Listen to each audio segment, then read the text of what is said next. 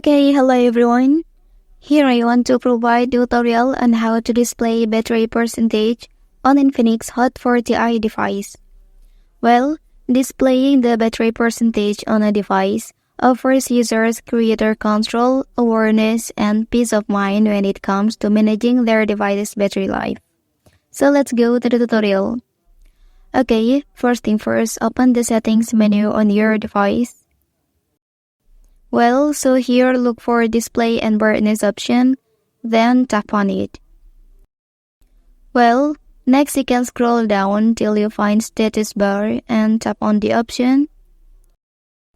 Okay, after that, activate show battery percentage option like this. Okay, so now you can see that the battery percentage on your device is successfully displayed.